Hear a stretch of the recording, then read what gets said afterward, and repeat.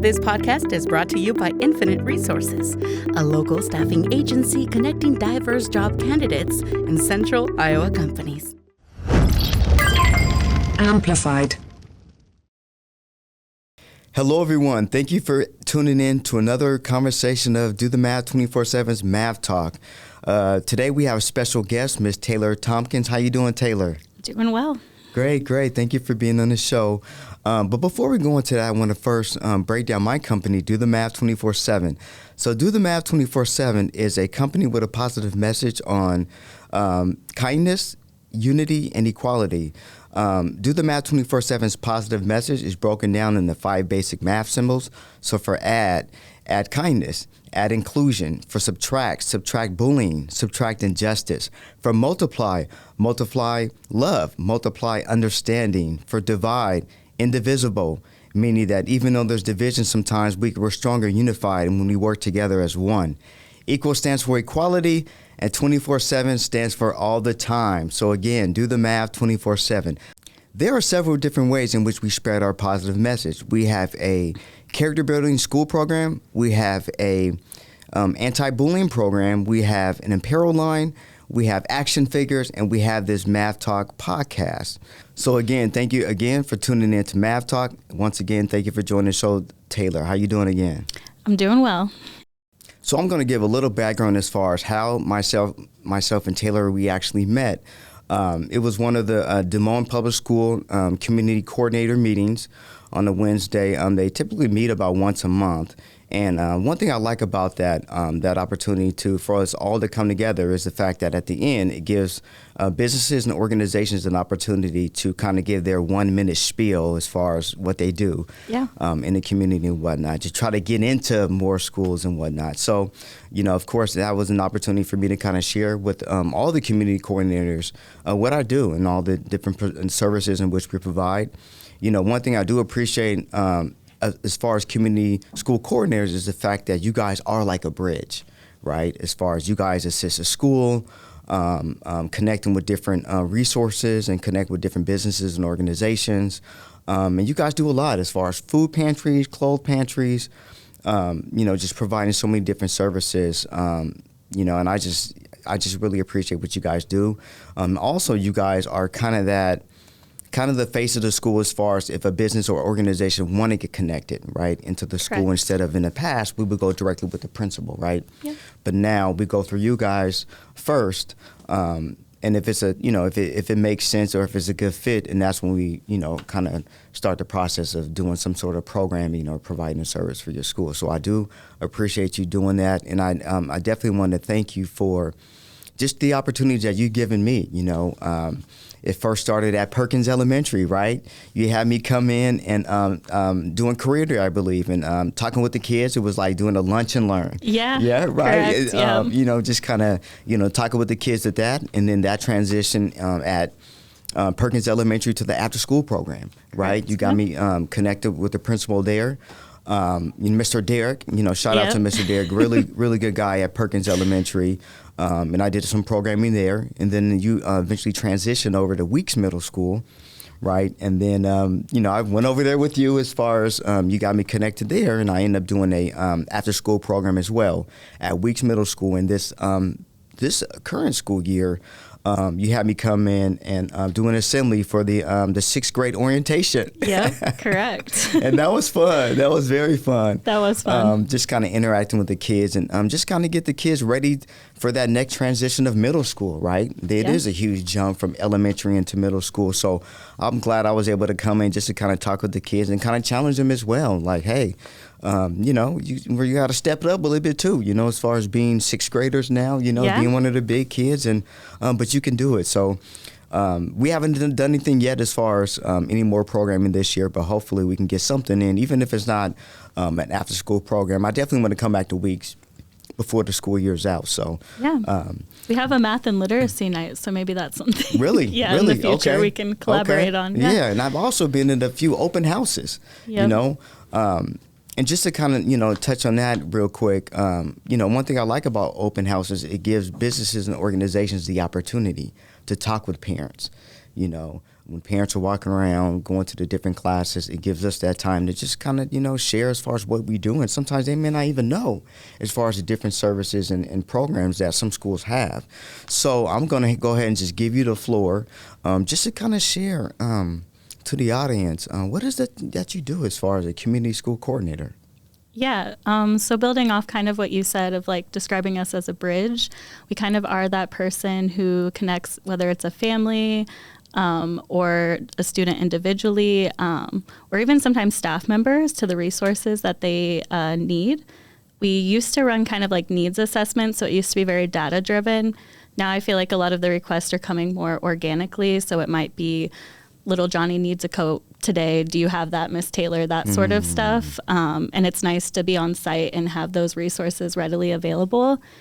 I feel like my work is very collaborative. We work under like the 4 pillars of community schools. I feel like weeks, the 2 ones that I live in are integrated student support, and then family and community engagement. So those are very big pieces of my role there. That 3rd one, collaborative leadership, I feel like goes hand in hand with all of them. I feel like specifically at weeks, oh gosh, I'm losing my train of thought. No, you're good. Let me backtrack.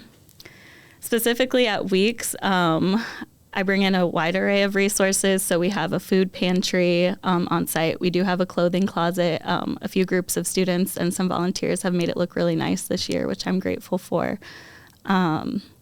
What's another thing? We do after school programs with partners. Like you mentioned, I've kind of connected with you on that sort of stuff. But really, it's a wide range of things. Like we really are looking at the whole student, not just what they need that day, but really like what's going to make them thrive in their future. So it could be one day coordinating tutoring for students, and the next day it's mental health resources or referring a family out to Iowa Legal Aid. Every day is a little bit different, and I really like that about the job. Okay. So, one thing I've noticed about, us kind of working together is that you're a go-getter. Once you get into a school, you go. You figure it out. You kind of you make things happen, and that's awesome. And I'm sure, majority of coordinators do that as well. But I like the fact that, you want to make sure that businesses come in. You want to make sure that organizations come in. You want to make sure that, you're making things happen at that school. So what caused you to even be in this position? What sparked your interest to be a community school coordinator? Yeah, that's a great question. I started out as a community partner, actually. I worked with Community Youth Concepts. They're still currently a partner. CYC? Yeah, CYC. Okay. Yeah. Shout out to CYC. Yeah. So I kind of did a wider range of things there. Like I ran the ropes course sometimes, well, not ran, but was one of the facilitators. I would come in for teen outreach programs. So that was kind of an after school program primarily that focused on just kind of SEL type of skills for students. And then from that, Hoover was one of the schools I was partnered with. I kind of became close to the coordinator there at the time. That was DeMarco Lowry. He told me about this position, how they were expanding it. So I got pretty excited about that. And he was like, yeah, you should apply now. But I had just started at CYC. So I was like, well, let me at least finish a year of work here before I leap to the next thing. But the way he was describing it, I was already like, wow, this is amazing. Because I've always wanted to find a way to work with families or students, mostly youth. That's a lot of my background. But I come from like a 10 out of 10 like ACEs. I don't know if you're familiar with that. It's like adverse childhood experiences. So like I started out here in Des Moines doing like DHS casework. That was right after nannying post-COVID. And that was really meaningful work, but it was hard because it could be triggering for someone with a background like me. So this kind of like community school coordinator role got me really excited because it's like, okay, you might not have to be the one sitting there doing that intervention and going through the weeds with people, but you are there to provide them that resource they need to get out of it. So you're more of like that preventative side of thing, which I really liked. Yeah. So I don't know if you're familiar with like in schools, the tier 1, tier 2, tier 3 system. No. That's fancy educator talk for tier 1 is like universal services. So that includes all students. Tier 2 might be those students who need a little bit extra help kind of thing, not fully intervention, but maybe a few extra supports. Tier 3 is kind of up there where it's like they need a lot of support. They have a lot of barriers, that sort of stuff. So they need a little extra hand holding through things. So community schools is really that like tier 1 level of work. Now, naturally, you float into all tiers when you're doing this work because that's all students. So you're serving those tier 3 as well. But I really like the fact that what I can provide primarily is supposed to be open to all students, and it doesn't have to be, oh, I can't give so-and-so a jacket because they're not on my case list or, something like that. It's really trying to bring in resources that benefit anyone in the building type of thing. Yeah. Okay. That's awesome. Yeah. Yeah. So we're now in the second half of the school year, right? So far, what has been some highlights of the school year at Weeks Middle School? Oh, yeah. So we have a full new administration team, but they've really, you called me a go-getter. I feel like especially our new principal, Dr. Johnson, shout out to her. Shout out Dr. Johnson. Yeah, she's been I actually met her. Yeah. She's amazing. She comes with a background. She's coming from Chicago, so I feel like she's came with some ideas, fresh insight to bring to us too. But I've really liked her positivity. Like one thing I'm really seeing this year at Weeks is there's been so much positive reinforcement. Like every single month we do an assembly. Sometimes that's paired with a pep rally.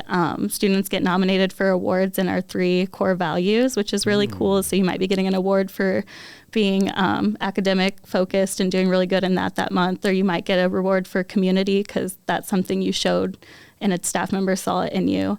And then we have like a little party at the end with cupcakes or cookies, donuts. You're not inviting me to that? I mean, if you'd like to come. Trying to get some cupcakes? Yeah. So that's been really fun. And you can hear it. Like we just had our kind of our SAMI review, which is like this, just again, that's fancy educator talk for we're digging into the data of our school and what's going on and what's changed or what we need to work on. We pulled in some students for this one and a parent.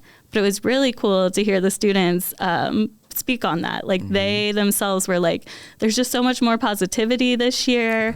Another thing they thought was really cool was there's not like as many kids in the hallways and stuff like that. Kids are, actually being in classes. And if not, they're getting the support they need to figure out how we can get them to want to be in class and want to learn. I feel like there's a lot more just like systems and structures in place that have really benefited our students.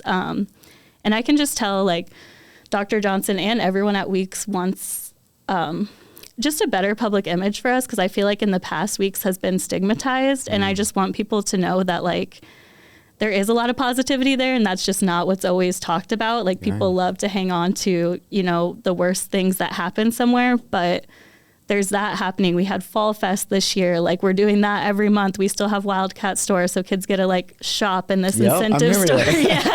Yeah. So there is a lot of cool things. And on top of that, we have some educators that have been there a really long time and also are really passionate and care about the building. So yeah, that's one thing I noticed about Weeks Middle School is the energy, definitely positive energy. And, you kind of mentioned that a few times just now. So, you kind of hear that a lot in sports, it starts from the top. If the owner or if the coach is very positive, then it falls down into place, right? Everyone else to kind of feel it throughout the whole room, throughout the whole team. So how does that feel knowing that there is so much positivity that you've mentioned? How does that really affect as far as the whole makeup, the model of the school? Well, I do feel like it increases students' motivation and it also makes them feel more like seen and heard and just recognized. Because even though we didn't have these big assemblies last year and things like that happening, there were still students doing really good work, obviously. Right. And if they're not the most academic focused, like I said, maybe they were really good at community. Like we've always had that. So I feel like what's been brought in this year is ways to actually highlight that, keep it going. I feel like everyone needs a little reassurance sometime that, hey, you're doing a good job. And you can just feel that there. We also have a social committee. So I feel like one thing about Weeks that we tried to focus on too was like staff also feeling a sense of belonging this year. So I know that our social committee does a lot of work to try to include like little things like whether it's a turkey in your pocket for Thanksgiving or just silly little, games to keep motivation for adults going. And then we also have like a weekly schedule where staff members bring in snacks for each other and stuff like that. Really? Yeah. Okay. So Nice. we've never had, since I've been at weeks of PTO. So that's kind of what supported that at Perkins, my prior site, was they had a really good PTA. So they would like spoil staff, and they did a lot. Yeah. Weeks didn't really have that resource when I got there, which that's changing. We have officially have a PTO president. I worked on bylaws with them this year, so some of that is put into motion and will be accessible to them next year. But in the meantime, we've found creative solutions. Yeah. Okay. So what are some things that you think that off the bat that you think that parents can pick up on this school year at Weeks?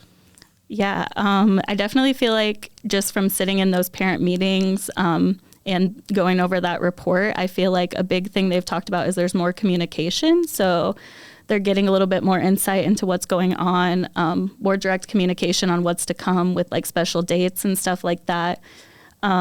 They were glad that there was finally a 6th grade orientation. Now they've given us great feedback. So there are things that we can even improve upon. Okay. But from my understanding, before I had hosted that this year, there had been a few gap years where like 6th graders weren't in the building until like the first day of school or when they're getting their schedule. So I feel like that was a really big improvement parents mentioned. Absolutely. And again, like, of course I'm helping coordinate that stuff, but I feel like really the difference is like admin being open to that.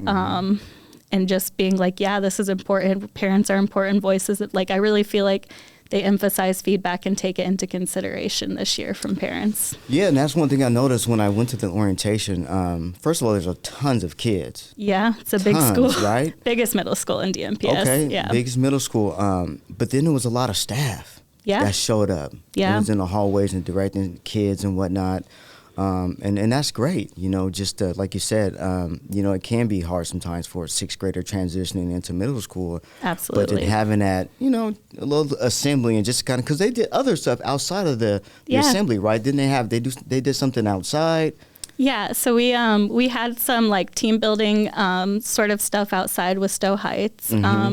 So they came in and did their portable challenge with them, kind of helping students get to know each other, those sort of things. We had you kind of come in to emphasize, like you said, unity, anti-bullying, just some good character heading into middle school. We also did tours, that sort of stuff. And then the staff members that came, those were all volunteers. So yeah, that was huge. Awesome. I'm very grateful for them. I couldn't do it alone. And with the transitioning of admin, it was kind of a time crunch to put it together too, because we didn't know exactly when Dr. Johnson was going to start, and the former principal kind of wanted to pause until like she knew that this new principal was open to all of this. So as soon as Dr. Johnson got in there, put her stamp of approval on it, we kind of hit the ground running and did what we could. Yeah. So. And you're seeing the results. Yeah. And I know like I said, with the feedback, I have ideas of how it could be even better. I'm always like, what else could we do? Right. Yeah. Just to kind of build on it. Yeah. That's awesome.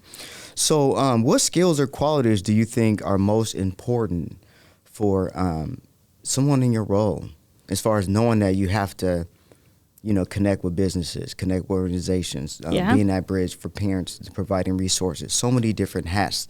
What type of skills or qualities do you think that someone in your role needs to have? Yeah. Well, I feel like one of the biggest ones is like adaptability. Because there is, like I said, there's a lot of moving parts to this role. New needs can come up every day, and you might already be working on projects or something based off of those old ones. So I feel like you have to be kind of ready to pivot based on what your school needs or your families or your students at any moment. I'm trying to think. Another big one I feel like is you kind of have to be a people person. You do have to be comfortable talking to people. Sometimes it is calling a million places to get a free couple pizzas because of this sports team just won a big final, or we have honor roll students that need a free slice of pizza, things like that. You kind of have to be comfortable asking for what your school needs. That's a big part. I guess thank goodness I have some sales background for that, because it feels like you're almost, it's a terrible way, but you're almost selling the school to people sometimes. Like you are like, please, like this is what we need. This is how we can highlight you. How can we make this a mutually beneficial sort of partnership? So I feel like, yeah, people skills are a big one. Adaptability is a big one. And then just like a strong sense of community and being well connected to your community. I was kind of fairly new to Des Moines, even when I took on this role, I would consider, because I just moved here in 2020. So I do feel like that was something that I had kind of a shortcoming, which I've made up for, obviously. I've kind of tried to connect with as many people as I can. But I think that helps. Like even my little connection with the supply hive has been huge for our families. That's a pretty big network of mutual aid and stuff like that. So if I have a family whose car won't start or just an impossible need, they can't always meet it. But like sometimes it's just like through mutual aid, they figure it out for them. Like that sort of stuff is huge. Yeah. Wow. So that's really, that's going beyond providing these for the student. That's for the family. Yes. For the family. So again, it's kind of like that whole picture because yes, a student is an individual, but your family, stress and everything is impacting your day-to-day life. If your mom has a broke down car and can't get you to school, that's impacting your education. So I feel like teachers obviously would never have the capacity, or even principals, or really most other positions in a building don't have the capacity to think about all those things because they have to focus on instruction and academics or, the standards that are already placed upon them, where I feel like we're in a unique place where we can look at those things. And I would say like other two big roles in the building that help with that is BFLs and Success. Okay. Is that Sister for Success or? No, that's a great program. Okay. No, we do have Success caseworkers. So they do more of that intervention side of things. Okay. Yeah. Because DMPS is so big, counselors, I think, at smaller schools take on that work, but our counselors don't always have the capacity with everything that's already on their plate. So Success is very focused on like chronic absenteeism, meeting with families who have barriers for that. They kind of carry that unhoused list now. So they're working with their unhoused students and families and figuring out what needs they get. So my Success worker sometimes does that like digging for me. And then she comes back to me and is like, can we get XYZ resource for this family? That sort of stuff, which is really great. And then BFLs, you probably are familiar with, but that's the bilingual family liaison. So they're like huge in a district that is this diverse. Okay. Yeah. Okay, so I have a list of, I would say, different bullet points that I thought about as far as being a community partner, working with different coordinators, working with different schools, knowing that, sometimes in the community they may not necessarily know what you guys are doing. So this is something that I just kind of thought about, some of the highlights that I feel that you guys do. But then after I read some of these off, you can, comment on some of these, or you can kind of add to it. How's that? Okay. So this is called the importance of community school coordinators. So number 1, bridging the gap between school and communities. Yeah. Number 2, supporting students' needs, right? Number 3, empowering families, such as assisting parents, assessing resources in school systems. Sometimes that can be tough, different school systems. Promoting equity, right? Ensuring all students have access to programs. Coordinating resources and services and programs. Strengthening community ties, which is building partnerships with local businesses and organizations. What do you think about these? Yeah, I think all of those really embody our work. If I were to add anything, I feel like maybe I could also add just like creating memorable and positive experiences through family engagement events, and then also trying to create space to volunteer or bring people into the building that might normally not have that like point of contact or someone to create that space for them. Yeah. That's good. Kind of mentioned on that as far as it may not having that opportunity.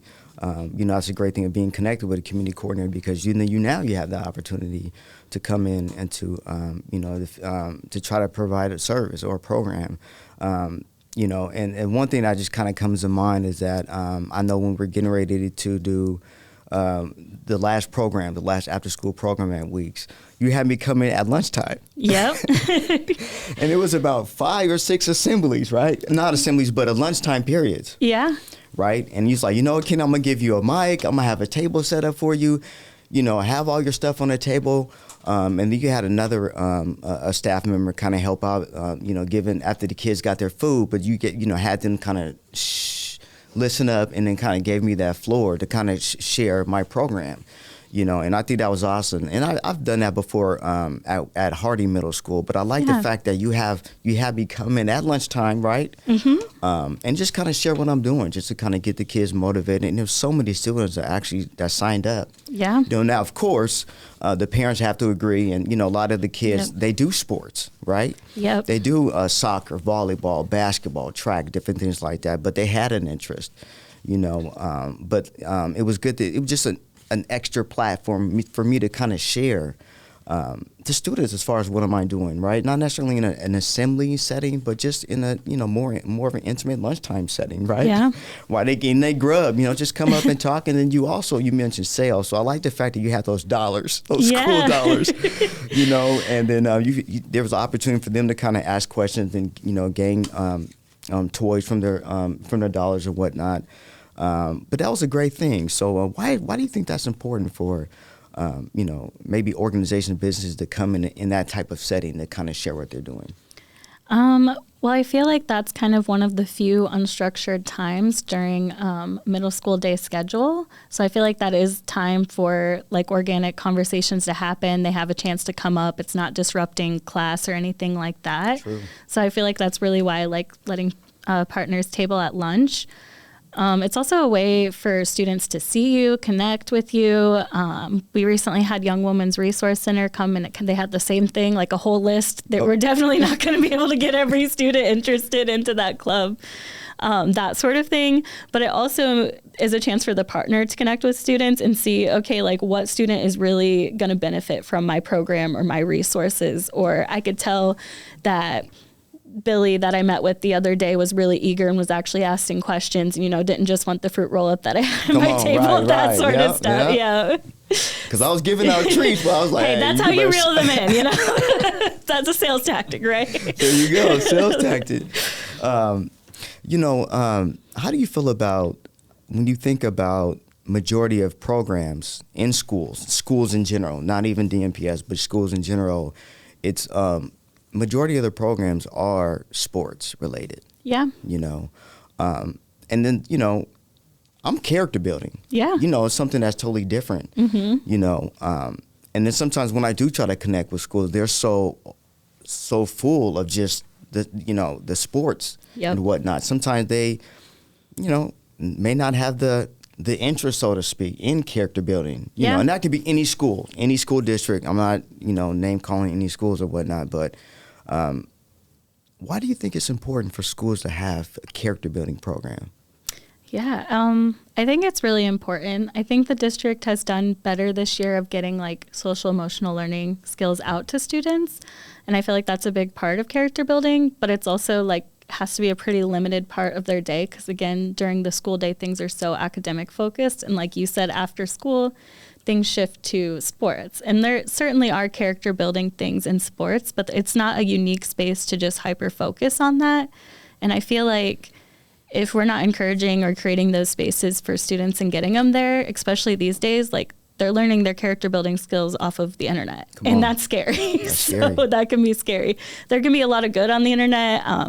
I've done online programming, which I think I've talked to you about in the past and stuff to try to combat some of that. But if it's unstructured, like they're just building their characters off of what they find online, that's how you end up with like Instagram aesthetics and students saying, oh, I'm an artist, but they're just taking pictures with the paintbrush. It's just an aesthetic, but they're not actually sitting and creating a painting or sitting down and writing the poem, that sort of stuff. Sure. And I feel like if you're meeting with someone like a mentor older than you who can really encourage those skills, like we need that. Mm-hmm. Yeah. And also, one thing about middle school, it goes by fast. Yeah. Right.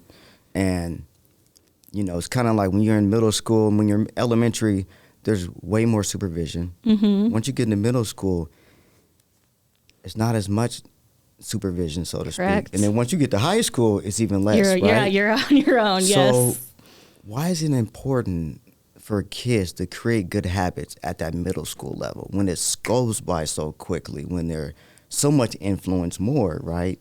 Getting ready to transition into high school and it could be even more influence. Why is it important for, kids to kind of, focus on that character building in the middle school era or time frame?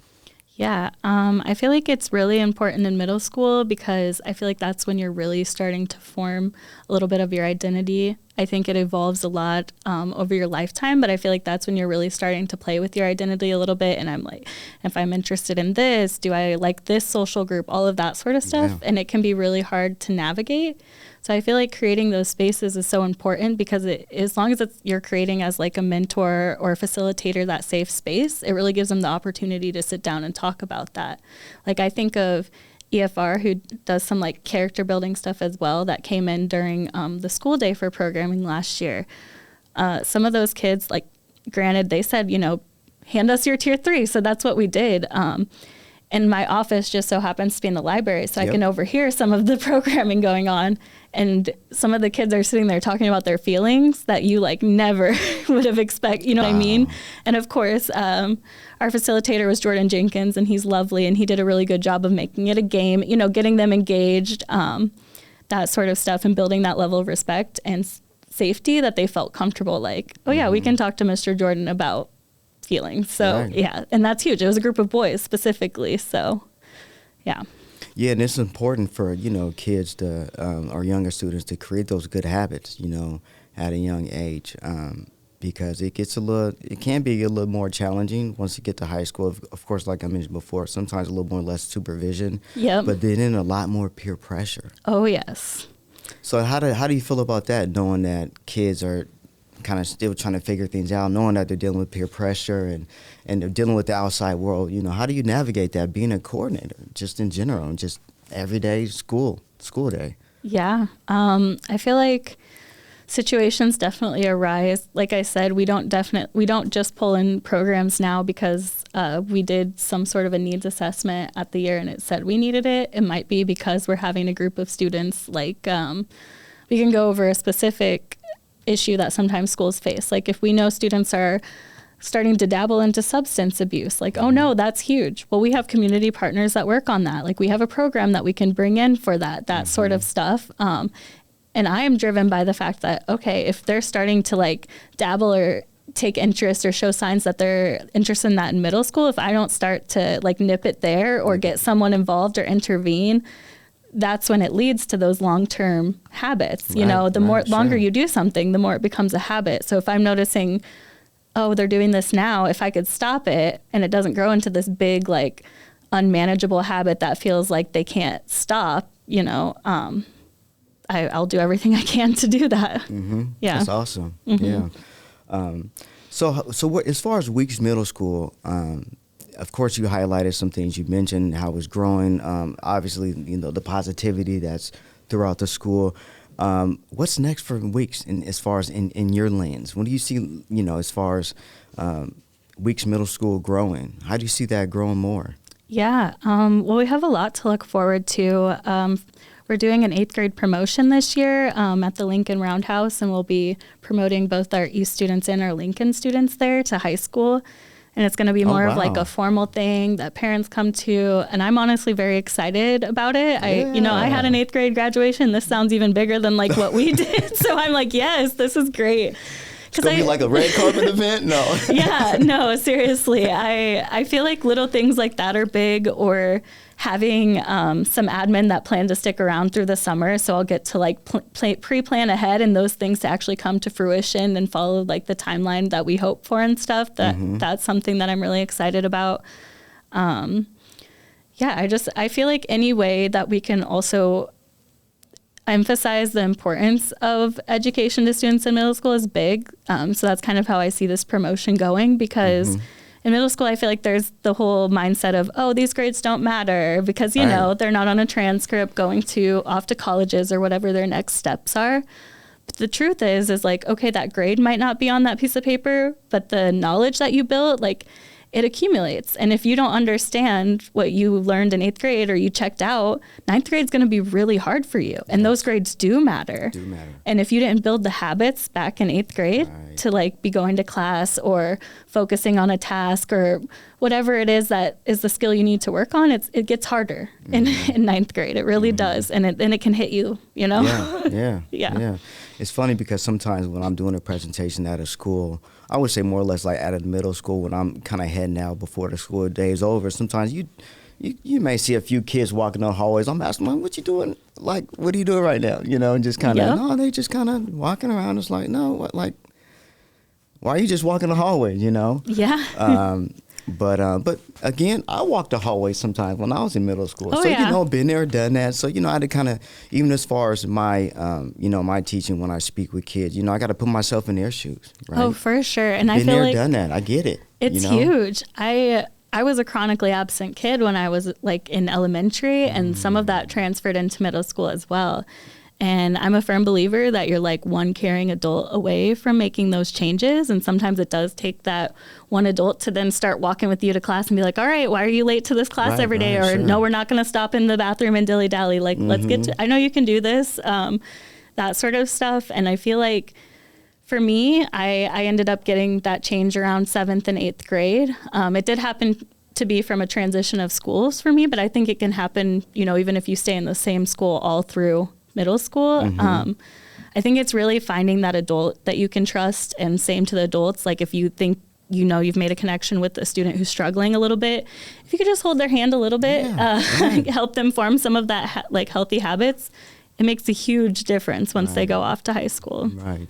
Because we all have someone that we looked up to. Yeah. Right. And even though we may not admit it back then, we looked to certain individuals in school, out of school, whatnot, right? Yeah, it was my big sister for me. Come on. Yeah. I was like, oh, I learned she went off to college and did all these really cool things. She was like a half sister to me. And I was like, she kept just pushing me, like, you need to get it together. And at one point it finally stuck. Yeah. Kind of a off the subject or a different type of question, but what if you can create a project with unlimited resources for Weeks Middle School, unlimited resources? What would that project be? Yeah. I feel like I would try to make kind of like what would I call it? Like a resource hub almost. So we have all these cool resources, and I can always refer families out, but our families struggle with transportation. Sometimes I've noticed if you're under chronic stress as a family, you might get the resource, but you don't have the mental capacity to like jump on that resource and actually take advantage of it. So if I had like unlimited resources and could have like just a spot in the school, maybe as big as the library even. Like a hub. Yeah, like a hub where I bring in like Iowa Legal Aid is here these days of the month. The public library is here these days. You know, like any sort of resource that our families need, they could find it there. And then there would also be computers, because that's not always accessible to our parents and stuff at home too. So it could be all of those resources for them. And even just, oh, you need to come in today to fill out or create a resume or fill out some job applications. Yeah, we have computers for you. You can do that sort of stuff. Yeah. That's awesome. Yeah. Like that's how open I want our doors to be at Weeks to really, people. Yeah. Yeah. That's awesome. So, what would you say to parents and guardians if they just dropped their kids off at Weeks, never really stepped a foot in the school, just dropped them off and went to work, you know, never really, had an interest to really tap into what is it that Weeks provide, right? What would you say to that parent if you had like a 1-minute, elevator speech to parents in general? What would you say to try to motivate them to understand that the amount of resources that you guys have at Weeks? Yeah. What would be that spiel? I would say one of the biggest assets Weeks has is a very caring staff that is passionate about ensuring their child can succeed.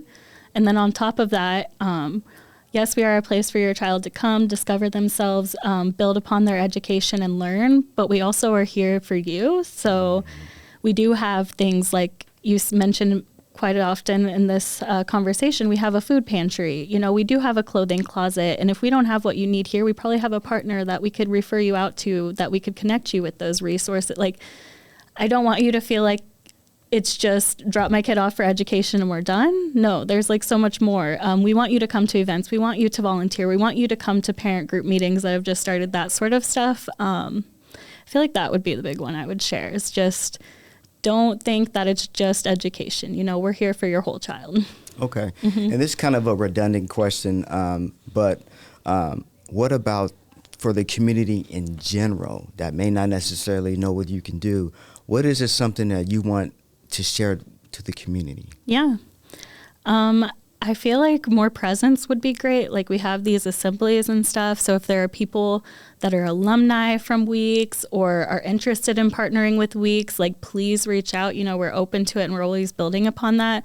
And there's definitely more opportunities and spaces to partner with us this year. We plan to do that Fall Fest annually. I just like more parent nights and stuff like that. So there's more chances for you to come in, and I would love to partner with people more. Like I said, if there's someone who wants to consistently be our cupcake person, like please come talk to me. That sort of stuff. Because right now it's an array of people, and it really does take a village anyway. So it's probably never going to be a one-stop shop for my cupcakes. But if it's I want to do it every January, that sort of stuff. Like, how can we build this together? Yeah, that's kind of what I would share. Okay. And where do you see the direction of the school district is going overall? Yeah, so I feel like many know they're kind of doing this reimagining education plan. And I think the goal is to really create more opportunities for students. I feel like it's really scary for us all because it's a lot of big change. It is over 10 years, so it's not all happening at once. But I feel like I would just encourage people to try to lean into that because I know uncertainty and change feels scary, but sometimes if you can overcome that fear, it might become something really beautiful. Yes. And like I'm sitting here as someone who is an educator and staff member, and I would be lying if I said I wasn't terrified about some of these changes.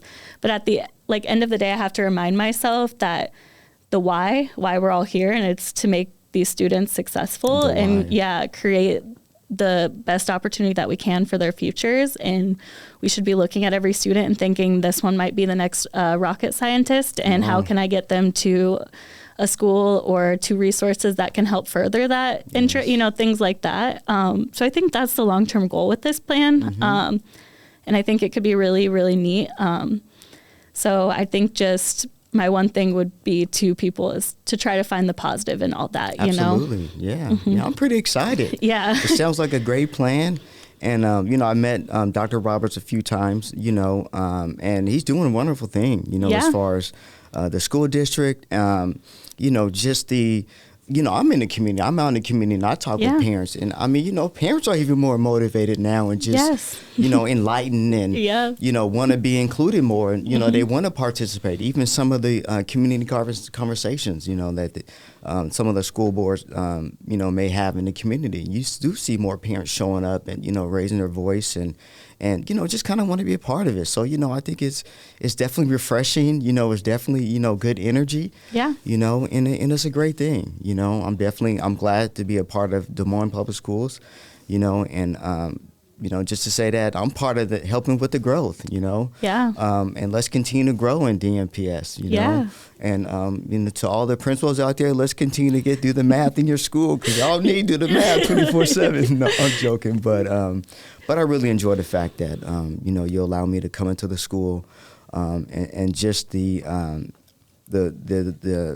outcome that I'm receiving as far as my program in schools, and parents are talking, and it's creating even a more buzz in different schools. So I appreciate that. Yeah. Now, as far as my last question is to do the math 24/7 math equation. My question is, what is something, and this is it can be in education, life, whatever, just whatever you're feeling, but what is something that you can add or we can add more of? Something that can be subtracted and something that can be divided. And by doing that will equal to what? Yeah.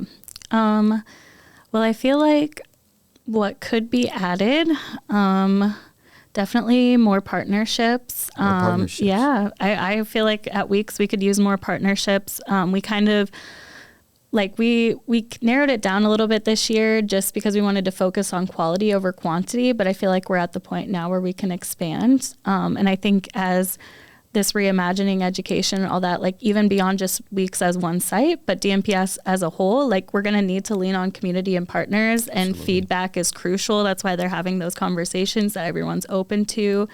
as they kind of explain and navigate these changes. Yeah. Okay. And then what about subtract? What is something that... So subtracting, I feel like what I would try to do is maybe, I want to say subtract negativity, but I feel like that's too vague. So I want to say maybe subtract like doubt. Because I feel like a lot of us are like oftentimes doubting ourselves or doubting the direction things are headed or doubting, what's going on. If we could subtract some of that and really focus on the potential or the positive side of things, I feel like we could all grow together. Okay. And then multiply? Multiply more partner. I was just kidding. All the partners. No. Multiplying. I mean, my brain goes to just multiplying community support. Community support. Yeah.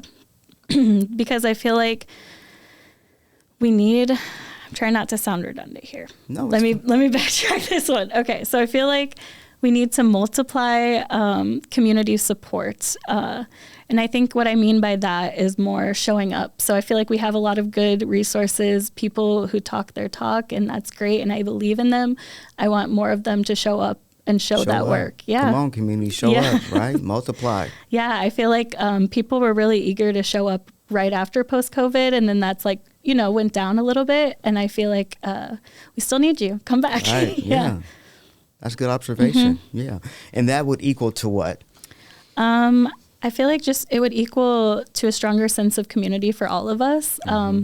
I feel like in DMPS, it can be really easy because we're so big and stuff to be hyper focused on like your feeder. So maybe you're very strong on the east side or very strong on Lincoln, or, you have a lot of sense of pride in that. But as these things change, those, neighborhoods are going to grow bigger and it's going to be more like southeast and all of that sort of stuff. So the positive thing I think that could be equaled out from all of that is that we become like one community. We really view ourselves as DMPS, not East, not Lincoln, not Weeks, not, whatever site you're at. It's like, no, we're a whole. We're a whole community feeding each other and supporting each other and growing together. One family. All is one. Yeah. I like that. So is there anything else you want to share? You can talk to the camera. Talk to the camera. Yeah. Sorry, I haven't looked at the camera very much. No, just your final remarks, final comments, or. I think just as a final thing, I will be at Week still, but I'm also going to be at East and Hyatt next year. So if you're looking to partner specifically with those buildings, I'm your girl. And if not, there is a coordinator that's connected to most buildings, so I can at least lead you in the right direction. Okay. So I gotta throw this out there. I'm already at Hyatt Middle School, right? Oh, are you? I'm doing some program at Hyatt. So then we'll be connecting soon. Yeah, and I'm at the Boys and Girls Club at Hyatt Middle School too. Oh, cool. So Okay, so cool. we can go out to link up. Yes, yeah. Well, and one nice thing with some of those changes is every school will kind of have 2 points of contacts for community schools now. So I believe Jamie will be your other person. She's at East right now. She's at East, okay. Yeah, so she'll be kind of that like family and community engagement side. So she's like in that bucket of community schools. And that would be your contact there. And I'm going to be focused on integrated student support. So I'll be hyper focused on, I feel like I kind of see that as like clothing closets, food pantries, things like that. And she'll be kind of focused on family events, that sort of stuff. Like that. Okay. All right. Student engagement, things like that. Good. Yeah. 3 schools. Okay. Yeah. It's a challenge, but we're going to do our best. Yeah. Yeah. Like I said, when we communicated early last week, I think when you're telling me as far as the transition, I think you're a great person for the position. You're definitely a go-getter. You definitely want to connect, with the community and whatnot, and you make things happen. So, again, thank you for what you do. Thank you for all the community partners in all school districts, because there are a lot of them that are out there that are the bridge. Oftentimes, principals are busy, right? Admin, they're busy doing so many different things. But to have that person as a liaison, as a bridge that can, connect with organizations, businesses, and families, I think that's a beautiful thing, and it's needed, right? And that's why they had a position for you guys, because it was something that was needed, and I know just being part of the community, and again, I kind of hear what people say in the community. They appreciate what community coordinators are doing. Trust me. We appreciate you guys. Keep doing it. And I'm not just saying just because you connect me with schools, but just you do a lot for the school, and I applaud you for that, and it takes you. a lot. There's a lot of passion for what you do, and keep doing that. So, but thank you guys again for tuning in for Do the Math 24/7's Math Talk. I appreciate you guys always tuning in. You can reach me. My social is Instagram is at Do the Math 24/7, Facebook at Do the Math 24/7. My LinkedIn is Kenny Lilly, last name Lilly, Lilly.